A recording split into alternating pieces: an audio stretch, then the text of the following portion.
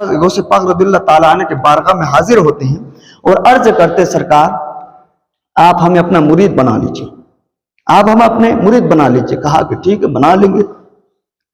تو آپ نے اپنے ہاتھ کو بڑھایا، وہ چور جو تھا مرید ہونے کے لیے کہا کہ اپنے ہاتھ کو بڑھائیے، ہاتھ پہ ہاتھ رکھیے، آپ کو مرید کرتے ہیں۔ جیسے آپ نے ہاتھ کو بڑھایا تو وہ چور نے اپنے ہاتھ کو پھر کھینچ لیا۔ کہا کہ تمہیں مرید نہیں ہونا ہے؟ کہا کہ ہاں مرید تو ہونا ہے۔ کہا کہ میرا 2 شرط ہے۔ چور نے کہا کہ میرا 2 شرط ہے۔ کہا کہ کیا 2 شرط ہے بتائیں پھر۔ کہا کہ میرا تو پیشہ ہے چوری کرنا، میں چوری نہیں کرنا چھوڑوں گا، لیکن مرید تو ہو جاؤں گا، چوری نہیں چھوڑوں گا کیونکہ میرا اسی سے گھر چلتا ہے۔ دوسرا ہے کہ میں نماز نہیں پڑھتا ہوں، دوسرا کہ میں نماز نہیں پڑھتا ہوں، پر یہ 2 کام میں نہیں چھوڑوں گا، نہ میں چوری کرنا چھوڑوں گا، نہ میں نماز پڑھوں گا، لیکن آپ کو مجھے اپنا مرید بنانا ہوگا۔ سرکار غوث پاک فرماتے ہیں کہ تو شریعت کا خلاف ہے، چوری کرنا بھی شریعت کا خلاف ہے، نماز کو چھوڑنا بھی شریعت کا خلاف ہے، تو تمہیں تو پہلے یہ شرط ہے کہ پہلے تمہیں چوری بھی چھوڑنا پڑے گا اور نماز بھی چالو کرنے کا، تبھی میں تمہیں اپنا مرید بناؤں گا۔ تب وہ چور کہتا ہے کہ سرکار آپ تو بڑے بڑے چوروں کو سنبھال کے رکھے، بڑے بڑے چور آپ نے سنبھال کے رکھے، ایک اور صحیح ہمیں بھی سنبھال لیجئے۔ کہا کہ نہیں، پہلے میری یہ 2 شرط ماننی پڑے گی، اس کے بعد تمہیں مرید کراؤں گا۔ اب وہ چور کہتا ہے کہ آپ کو آپ کی ماں کا واسطہ مجھے مرید کر لیجئے۔ اب وہاں پہ ماں کا واسطہ دیا وہ چور، سرکار غوث پاک اپنے ماں کا واسطہ دے، کہا کہ آپ کو آپ کے ماں کا واسطہ ہے، ہمیں مرید کر لیجئے۔ اب کہنے لگے کہ ماں کا واسطہ دیا ہے تو مرید تو کرنا پڑے گا۔ تو سرکار غوث پاک وہ چور سے کہتے ہیں کہ کہا کہ میرا 1 شرط مان لو، میں تمہارے 2 شرط مار لوں گا۔ کہا کہ وہ کون سی شرط ہے؟ کہا کہ آپ جو ٹائم پہ اذان دے دینا، نماز نہیں پڑھنا، صرف ٹائم پہ اذان دینا۔ اب دیکھیے یہ اذان کیا چیز ہے، اذان دافع البلا ہے، بلاؤں کو دور کرتا ہے۔ تو کہا کہ ٹھیک ہے یہ اذان دینا کون سی بڑی بات ہے، ٹائم ہوگا میں اذان دے دوں گا۔ کہا کہ ٹھیک ہے۔ وہ اس نے جو ہے وعدہ کر لیا، بالکل وعدہ کرنے کے بعد جو آپ نے جو ہے مرید کر دی، مرید کرنے کے بعد آپ چلے جاتے، گھر چلے جاتے ہیں۔ گھر گئے وہ چور، وقت ہوتا ہے پھر وہ اذان دیتا ہے، پھر اپنے کھٹیا پہ آرام سے سو جاتا ہے۔ 1 دن 2 دن 3 دن 4 دن کئی دن اس طرح سے گزر گیا۔ ان کی بیوی ان کے راز کو جانتی تھی کہ یہ میرا شوہر جو چور بھی ہے، یہ چوری کرتا تبھی میرا گھر چلتا ہے۔ تو کئی دن ہو گیا، اب گھر کا راشن پانی بھی ختم ہو چکا۔ اب وہ چور سوچنے لگا کہ کون سا وقت نکلوں کہ جو اذان کا وقت نہ ہو، کیونکہ اگر وہ صبح نکلیں گے تو ظہر کے وقت تک بہت زیادہ فاصلہ ہوتا، لیکن یہ دن ہے چوری نہیں کر سکتے ہیں۔ اب ظہر سے اثر یہ بہت کم ٹائم ہے۔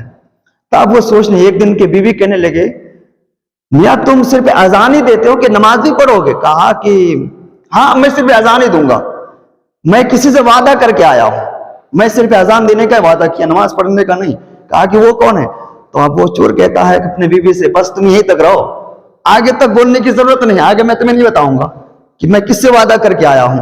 اس کو پتا ہے کہ میں وقت کے ولیوں کے سردار سے وعدہ کر کے آیا ہوں۔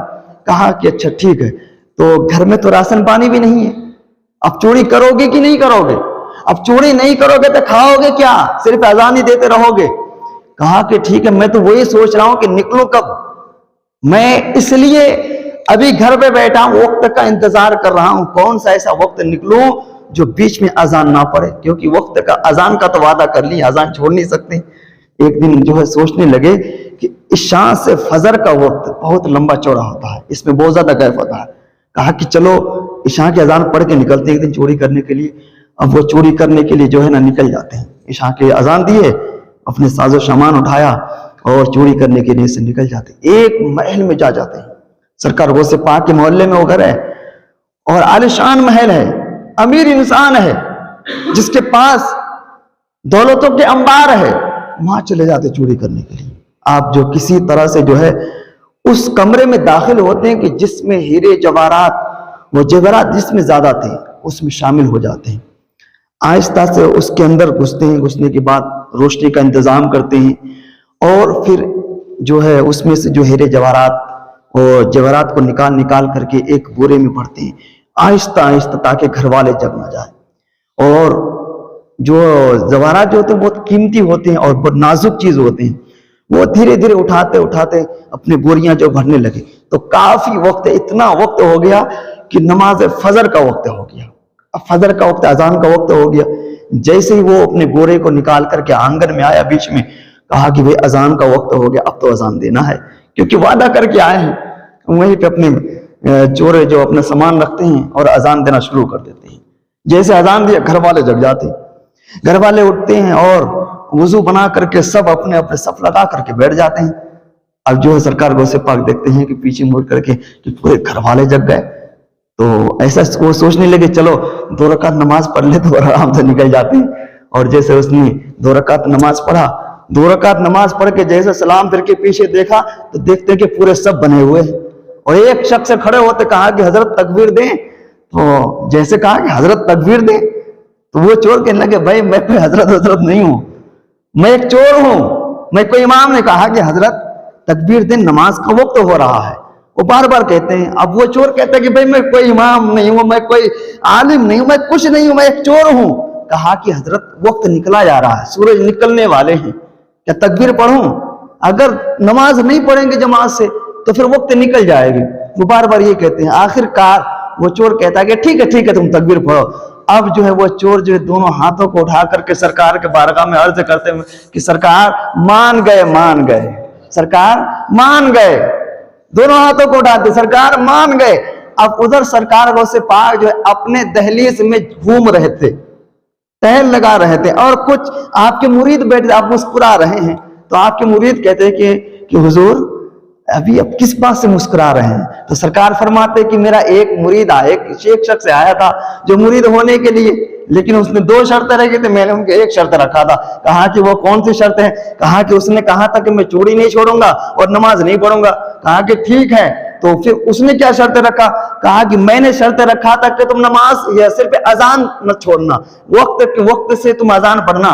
آج وہ پھنس گیا ہے اور وہ آوازیں لگا رہا کہ سرکار آج مان گئے میں نے۔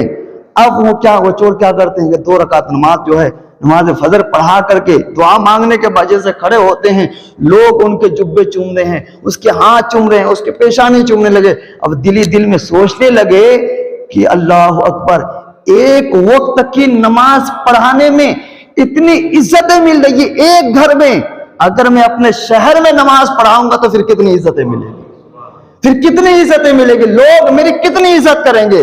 لوگ تو آج میرا ہاتھ چوم رہے ہیں، کل میرا قدم چومیں گے۔ اور وہاں کے لوگ کہتے ہیں، کہا کہ اب وہ پھر کہتے ہیں کہ دیکھو بھائی میں چور ہوں، بار بار وہ کہتے ہیں۔ کہا کہ آپ چور نہیں ہیں، کہا کہ دیکھو میرے پاس پختہ ثبوت ہے۔ کہا کیا ثبوت ہے؟ آپ اپنے وہ جواہرات کے جو جھولے تھے اس کو نکالا، اس کو پلٹ دیا زمین کے اوپر، دیکھتے ہیں کہ واقعی میں یہ تو انہی کے گھر کے ہیں۔ وہ شخص نہیں ماننے والے، وہاں کے جو جتنے شخص ہیں نا، وہ کہنے لگے کہ آپ اللہ کے ولی ہیں، آپ اللہ کے ولی ہیں۔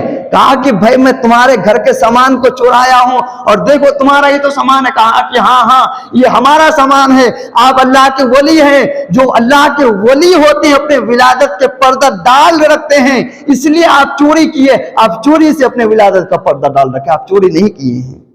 یہ ہوتے ہیں جو اللہ والوں کی کرامات جو ہوتے ہیں، اگر وہ اپنے نگاہ کسی پہ ڈال دیں تو پھر ان کے لسٹ ولیوں کی لسٹ میں آ جاتے ہیں ان کے نام، پھر ان کی قسمت بدل جاتی ہے، ان کی جو ہے سوئی ہوئی قسمت ہو تو وہ جاگ اٹھتے ہیں، پھر اپنے مقدر پہ ناز کرنے لگتے ہیں کہ آج ہمارا مقدر کس کام پر ہے۔ کل تک تو وہ چور تھا، کل تک تو وہ نماز پڑھنے کے لیے اس کا جی نہیں چاہتا تھا، لیکن آج دیکھیے ایک نماز میں اس کو کہاں پہنچا۔